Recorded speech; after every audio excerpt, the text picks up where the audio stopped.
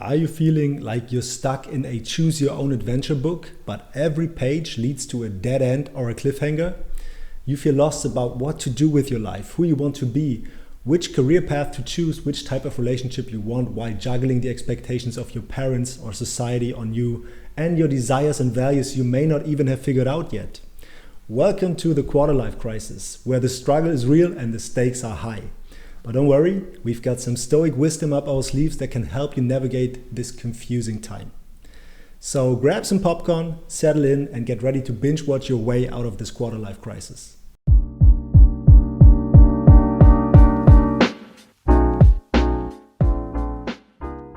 Hey there, great to have you back to our channel. Or if you're new here, welcome. My name is Jonas and I'm co-founder of FlowLab. On this channel, we discuss psychology, self-improvement and flow states. If you like our content, don't forget to like and subscribe and hit the bell to get notified when we upload new videos. Also, check out our guided meditations in the FlowLab app and get 50% off the yearly subscription with a code that you'll find in the description. For many people, the 20s are the most exciting years. They move out of their parents' house and can suddenly live more self-determined. They can make their own decisions, doors open up, and they're free to do whatever they want. But with the choice comes the doubt. Do you sometimes find yourself in an analysis paralysis, not knowing which of these endless opportunities to pursue? Because while the 20s are exciting, you're suddenly also confronted with more responsibilities. You need to make decisions on which career to pursue. You question patterns you adopted in your family, and you think about what kind of family life you want to have in the future. You decide where to live and search for meaning in life. When stuck in the quarter-life crisis, every decision feels like a high-stakes gamble with overwhelming long-term consequences. So it's easy to feel lost, confused, or lonely. In fact, the quarter-life crisis is a crisis of creating an adult identity. Family structures change, you start your career, you reflect on the relationships you want to pursue and ask yourself what you want from life. You're finding out who you are and who you want to become. You suddenly have new responsibilities, but maybe not financial independence yet. You have freedom, but also uncertainty.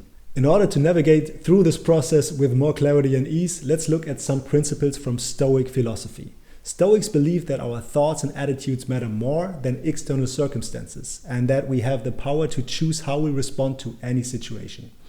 They encourage us to cultivate virtues like wisdom, courage, self-discipline, and empathy, as well as to embrace change and to find meaning in our struggles. So let's see what we can learn from them to overcome quarter-life crisis.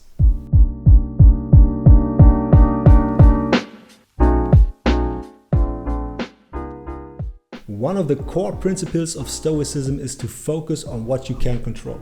Yes, there are many things in life that are outside of our control. Maybe you're worrying about the state of the job market, about settling in a new city, or about finding a partner. We're naturally drawn towards the negative things we can control, but you'll also see that these thoughts will only fire up your anxiety and stress. It's like being annoyed by the rain, but then thinking about how to stop the rain from falling, rather than thinking about how to get an umbrella. So instead of focusing on the uncontrollables, deliberately focus on what you can control, what is within your hands. You can't control the job market, but you can control where you apply or how much effort or creativity you put into your application. You can sharpen your goals and vision and define your personal parameters of a good job. This shift in perspective can give you a sense of self-efficacy back and puts you in a more active position. You're not waiting anymore for good or bad things to happen. You're actively shaping whatever you can control and trust all the other things to fall into place. It may be difficult in the beginning, but it's a mindset that will strengthen over time if you repeatedly remind yourself to focus on the controllables. And you'll see that it helps to remain more optimistic and at ease. We also have a flow session called Controlling the Controllables in the training area of ease in the FlowLab app that helps you internalize this mindset. We also have a 7-day free trial, by the way. You'll find the download link to the app in the description below.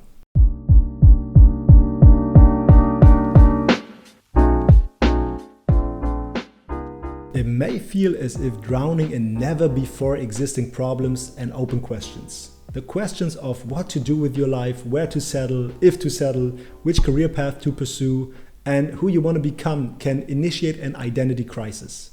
People in a quarter-life crisis are often still a bit uncertain about their values and identity. And while this can feel overwhelming, it's probably also part of the solution.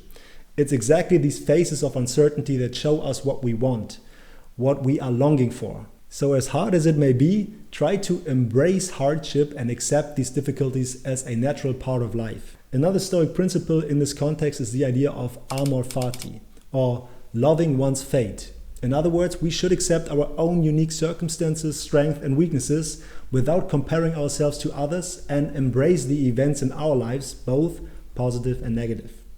Perhaps you find yourself in a dead-end job in a big, prestigious consultancy.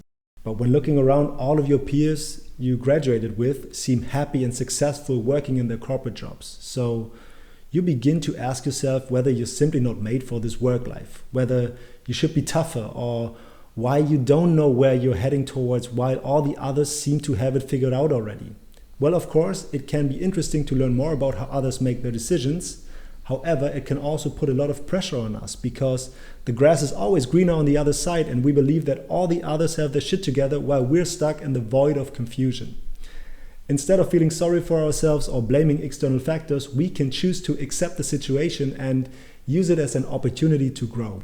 Maybe it's not about finding meaning, but about creating meaning. And meaning is always personal. So what's meaningful to someone else won't necessarily feel as meaningful to you. From your background, your desires, your learnings, what is something you find meaning in? Are there any topics that run like a golden thread through your life? Which value do you want to create? And how could your work potentially make someone else's life easier? These are a few questions you can let sink in a bit. And if you still struggle to find answers to them, go a few steps ahead and become aware of how you feel along the way. Of course, you need a good self-awareness for that, which brings us to advice number 3.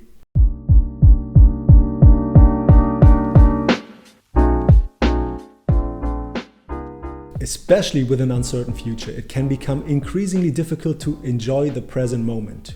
We don't want things to stay the way they are, and yet don't want things to change either. So we get caught up in ruminations and play out different scenarios in our head. Or we procrastinate the decisions we have to make and get tempted by the numerous options to distract ourselves.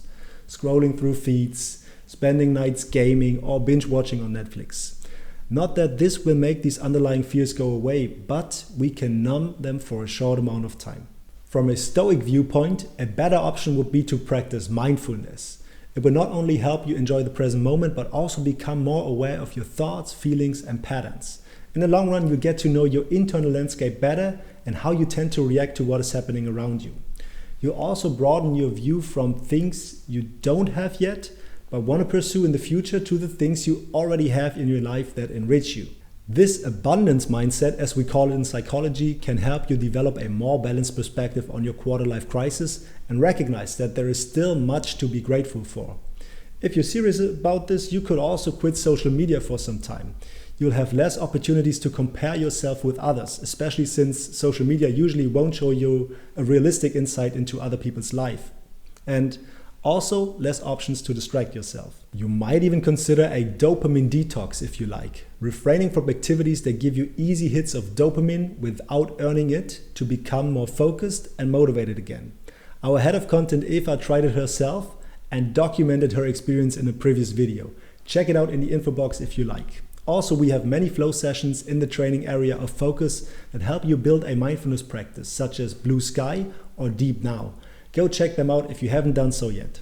If you find yourself in a quarter-life crisis, let us know your thoughts and challenges in the comments below. We can always dive deeper in one of the topics we touched upon today if you like. Don't forget to give this video a thumbs up and subscribe to the FlowLab channel. We really appreciate your support.